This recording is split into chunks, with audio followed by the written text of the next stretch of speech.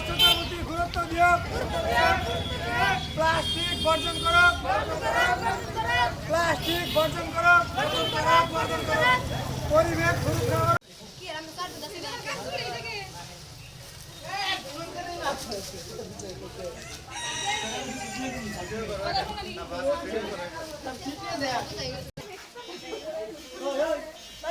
দেও আমার ইধরে বাজারে কাম হবে।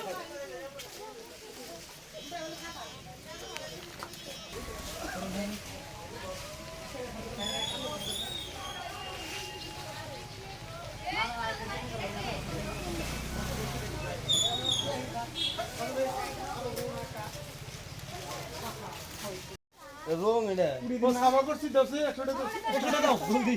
হ্যাঁ চান্দা চান্দা